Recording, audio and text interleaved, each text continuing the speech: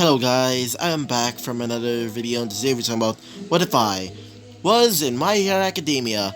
So, in the last video, well, let's just say it's just been 18 plus all the time in that episode, so that is basically what we're gonna say about last episode.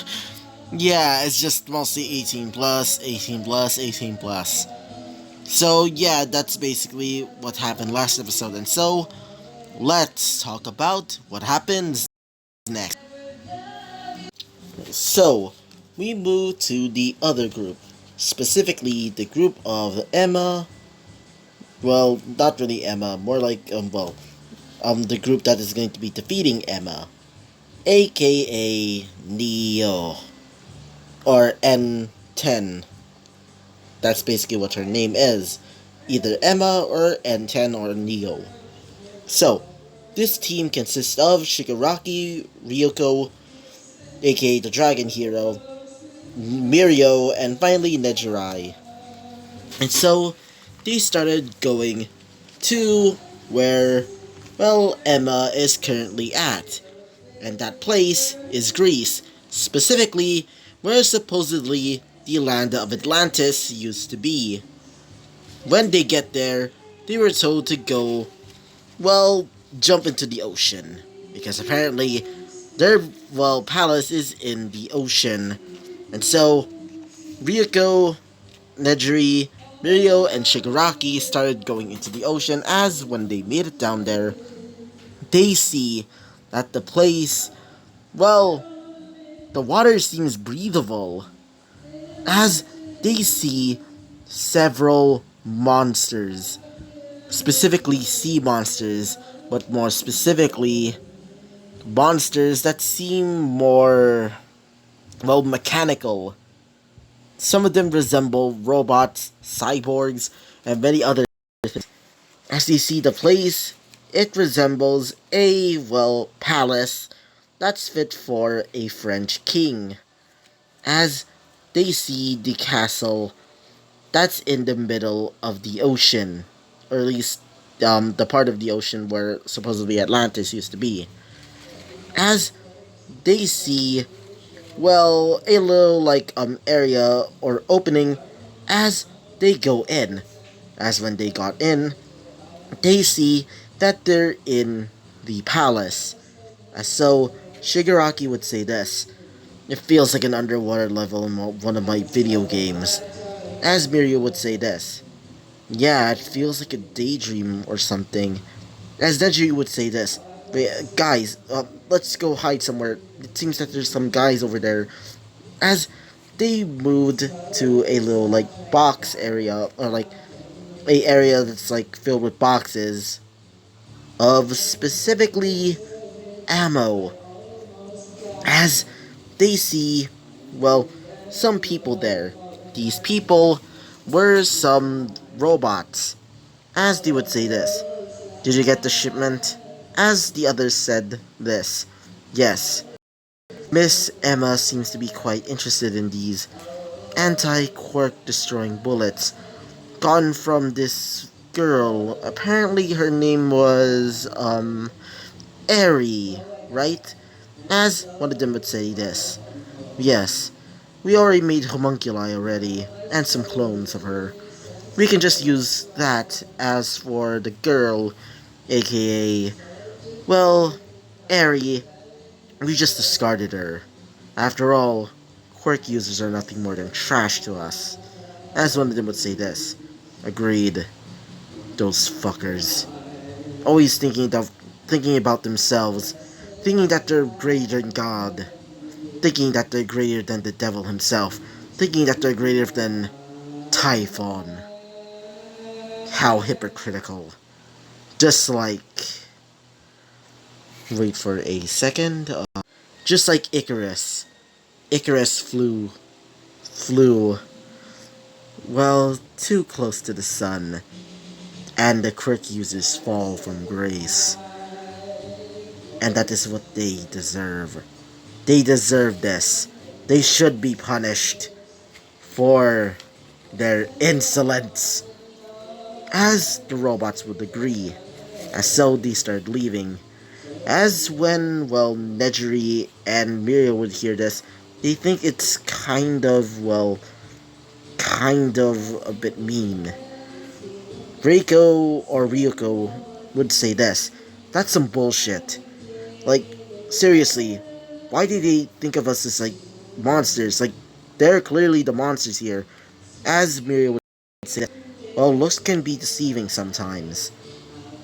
I realize that. Right, Shigaraki? As Shigaraki would say this. Yeah, whatever. Let's hurry up. As they started going through some of the areas, as they see several manufacturing plants. Seeing that the thermal vents, like in the ocean floor, are being used as energy so they can, well, make some machines. Specifically, these machines started creating, well, simulacrums, aka, artificial quirk users. Not artificial, quirk users, artificial persona users, as each of them were given their own personas corresponding to their um sin or which like circle they are from or like supposed to be from. Like for an example, wait, like for an example, the Pride Ring or well, the seventh ring of hell, and also technically also the city of this has artificial persona users that wield, well, Spartans and also, well, Centurions. And some of them would be high ranking. Even some of them are actually quite stronger or in equal, like, well, footing with each of the Infinity Knights. Except, and this is an exception, except for, well, the three elites, aka Emma, and then there's, well, Shinjisu, or Jinshi. Jin. God dang it, wait for a second.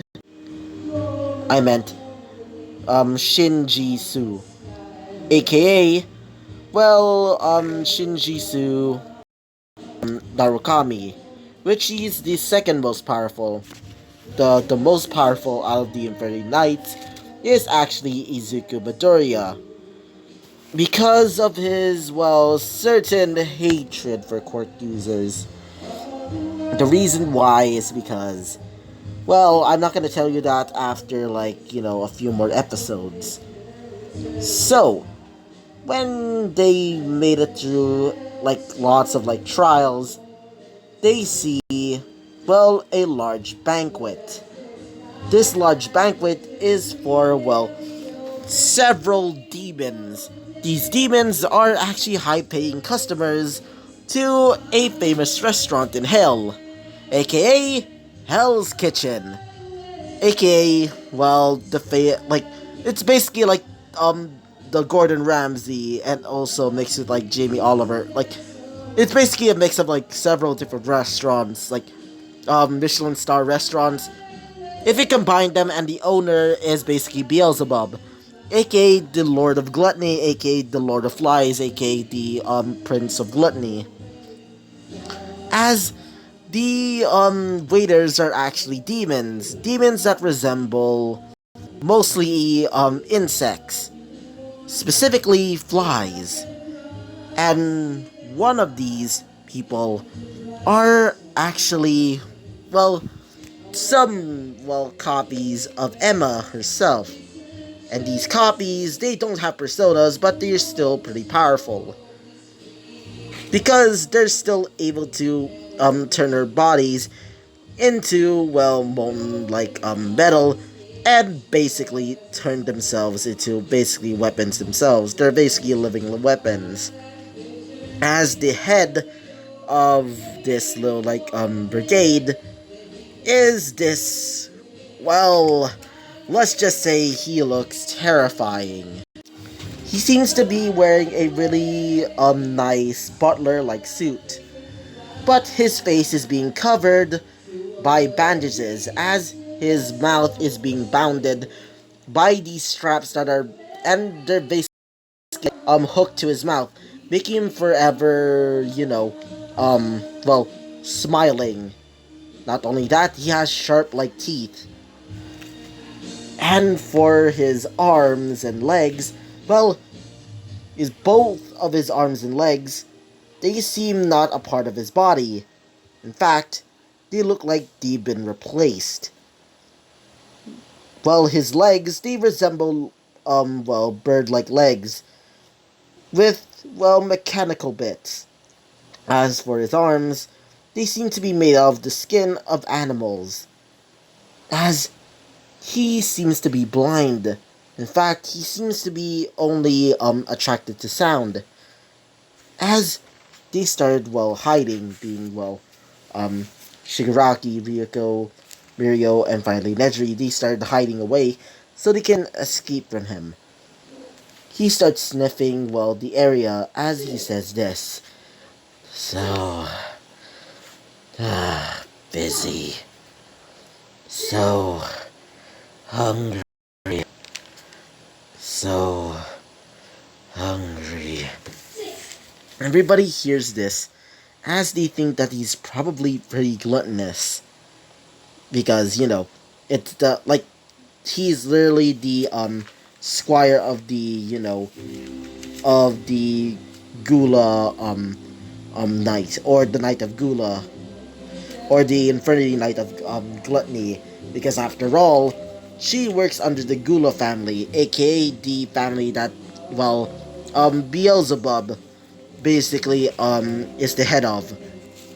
So, after escaping that little dilemma, they made it to the kitchen, where they see, several chefs are basically cooking, several different meals, and these meals look and smell delicious, as the head chef, or the boss of this, kitchen, is actually Emma, turning her arms into spatulas, knives, and many other, kitchen utensils. She's, basically, cutting some dishes, as she notices them, as she would say this. So, you must be the heroes, or the supposed heroes of this world. As one of them would say this. What do you mean by supposed heroes? As she says this. I don't believe you to be heroes. You're nothing more than greedy fools that wear the skin of a hero. And that is my job. Taking you people down. After all, I am the champion of heaven. My name is Emma, also known as Neo. As she drops down from from the gigantic stove that she's working on, where there's food, specifically this weird looking soup, as she says this. And that is why my job is to take you down and make you pay for your sins. As she grabs a gun from her, skirt, as she aims it at her head. As Neji would say this, what are you doing? As she tries to, stop her, as she would, shoot herself right in the forehead, as this blue looking, wait for a second, comes out from the back of her head, as her eyes turn to a bluish color, as her persona appears. Sorry about that. Her persona appears, as she would say this. My forth, come forth, my persona, Azrael, the angel of death. Now, consume these fools. As the bottom half of, Azrael, basically opens. It resembles a skull, as several stars basically, floating around it. As it has a skull-like mouth at the bottom of his, of her persona's, persona. basically the bottom half, it basically opens up. As when it opens up, it resembles a black hole, as several arms started appearing, as these arms started grabbing, well, everything, as it starts, well, consuming everything in its path. As everybody started running away, including Nejirai, Ryuko, and Shigaraki.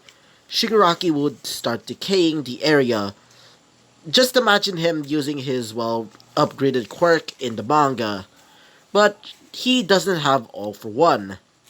And so does it like that. As the place starts becoming decayed, as she would say this: "How inferior. Activate nullification."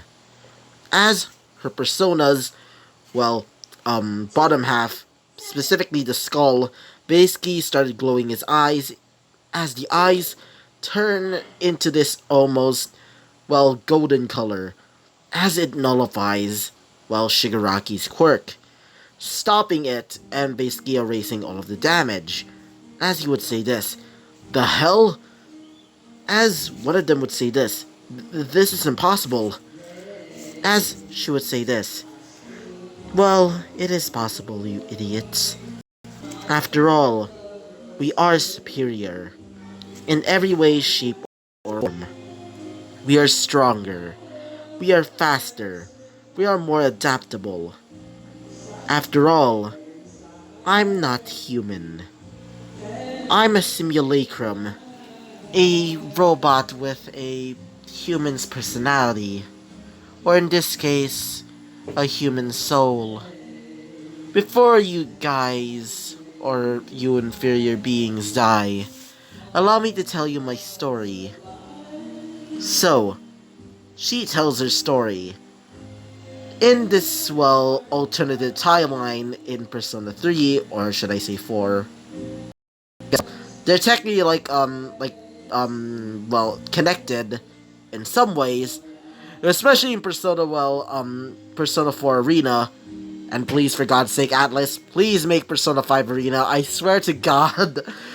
God, I really want to see it. Either way, my fanboy and me.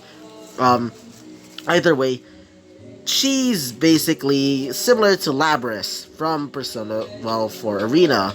But except, well, she doesn't beat C's, or the Shadow, what are they called? The, Shadow Operatives, yeah. Instead, she was forever stuck there. Not only that, her father, the head scientist at the time, instead of using her, gems, instead, she used her, well, own daughter. And that daughter was Emma, before she became Neo. As when she became Neo, after, well, getting her heart and getting her brain and stuffing it into, well, the robot or the simulacrum, all FNAF style, just imagine like that. Well, she became an emotionless killer. But after getting her emotions, she became, well, the scientist's top priority. She even fell in love with one of the scientists, even though they're technically, like, she's completely underage technically. But either way, she did confess her love to him, but he never showed it. She never, he never loved her at all. Even the other scientists didn't like her. They mostly liked her because she was a great killing machine. And she wanted that attention. She wanted all of this attention, no matter what. Making her basically an all, like, like, everybody in, well, in the Infinity Nights, each represent a 7 deadly sin. For Emma, well, she represents the sin of gluttony. And for that reason, instead of, like, making her, like, super, like, gluttonous, she's gluttonous for, well, attention. And so, she wanted that attention, no matter what. And it came towards, well, Mother's Day. She showed a drawing of her and her mother, but she just tore it up, saying that you're supposed to be a killing machine, nothing more, nothing less. And so, she became that killing machine. Her persona basically appeared, being kind of incomplete, as this persona was Azrael, as it starts tearing through the entire, lavatory, as she killed her, her only love, and her mother. After that, Lavenza appeared. Lavenza gave her a choice, joining her and gaining the attention that she deserved, or just rot here and forever be alone. She picked the latter, and so became a famous, top chef at Hell's Kitchen, and becoming the Knight of Gula. And so that is her story. Everybody was shocked hearing that, as she says this. So, you finally know my little story. Now, I want you to meet my squire, Toriko. And if you don't know who's Toriko, well, he's a pretty obscure character, in fact. At least I think so. I mean, rarely people talk about him. Like, seriously, the show Toriko, the main character Toriko, it's awesome. Toriko, comes out of nowhere, as they clearly see that his arms and legs are definitely not a part of him. They seem like, prosthetics, as she would say this. He was quite a feisty one, but I made him work as my dog, my lovely little right-hand man. Now, Toriko, use your little gourmet cells and have some fun. As his arms start transforming, almost like transmutation and alchemy in Full Metal Alchemist. It basically does it like that, where his arms transforms into basically blades as he starts charging towards them with furious intent. As Shigaraki would start, dodging the attacks, as he grabs the swords and decays them, as he would start using his legs instead, basically start kicking furiously, as the mask, or at least the bandages on his face and also his, little gag, I don't really know what to call it, basically comes off, as you see his real face.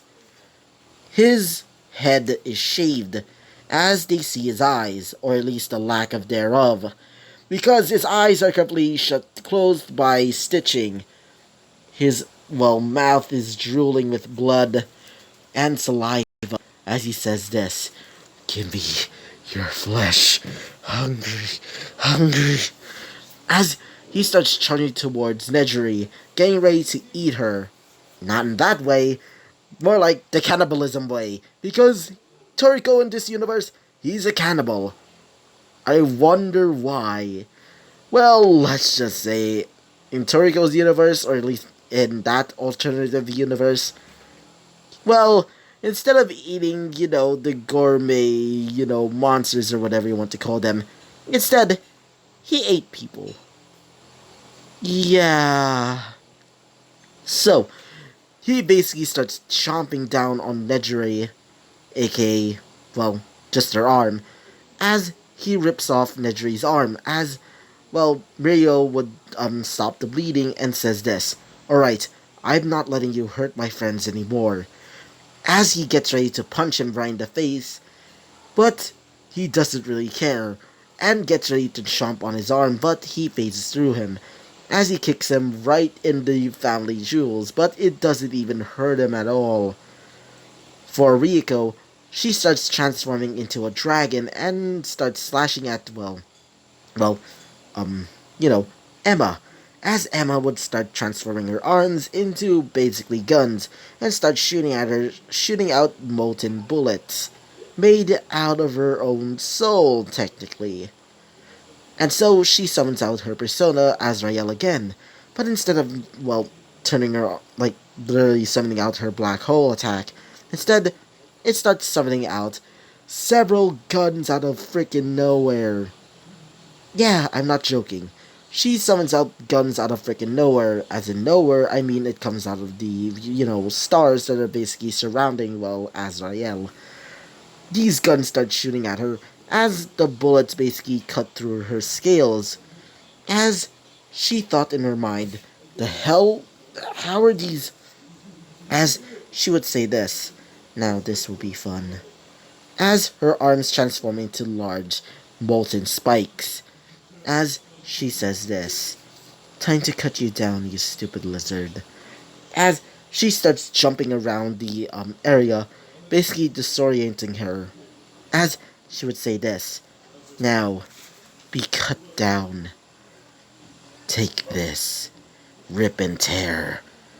As she starts slicing through her, basically, well, Ryuko is basically in pain right now, as everybody can see that, well,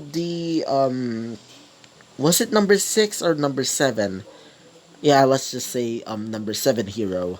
The number 7 hero is being defeated by this woman, this terrifying woman, as one of them would, defeat, Toriko, in, like, the background. Let's just say it's like, Shigaraki, because he did disintegrate his legs, so he's basically a vegetable at that point. I mean, he's not wrong, he's literally a vegetable. As in, he doesn't have any, ability to move. Not in the, he literally can't, like, think at all, type of way. But either way, well, Emma's completely alone now. As Emma would say this. So, you defeated my little, well, squire. Well then, I guess I have to bring out the big guns. Deactivate inhibitor. As something happens to her, her eyes start becoming, well, golden. Just like the others. As electricity starts coming out of her eyes. As she starts breathing heavily. As her body starts being bound. As it transforms into, well, just imagine Lavris, I guess, and also like Methes is like regular default form. Basically imagine her looking like that. But instead, her main weapon is a gigantic ass, well, bayoneted, well, gun.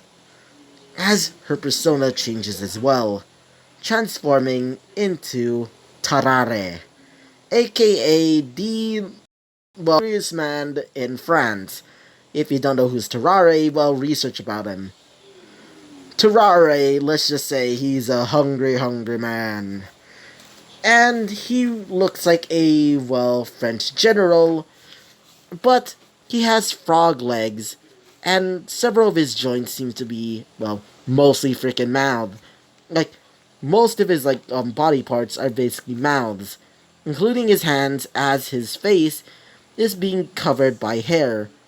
But his mouth wasn't covered, and you know what, his mouth looks like? Gigantic, with sharp, almost shark-like teeth. As she would say this. Destroy all organic life, specifically perk users.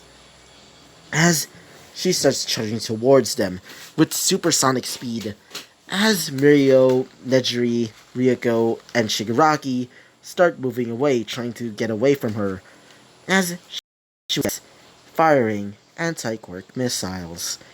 As something comes out of her chest, as several anti-quirk missiles start coming towards, well, Ryuko, as she gets shot. As when she got shot by them, she couldn't use her quirk for 5 minutes. as she would say this, firing las cannon.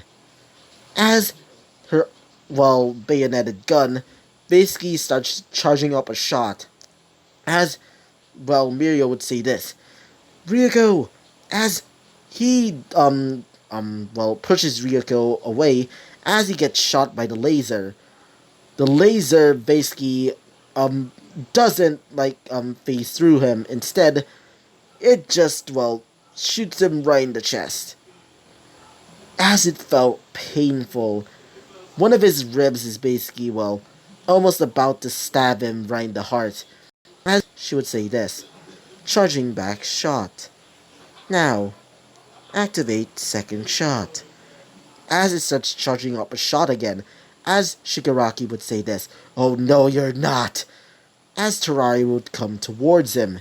As Terari jumps up into the air, as it shoots out a blast of pure, psychic energy.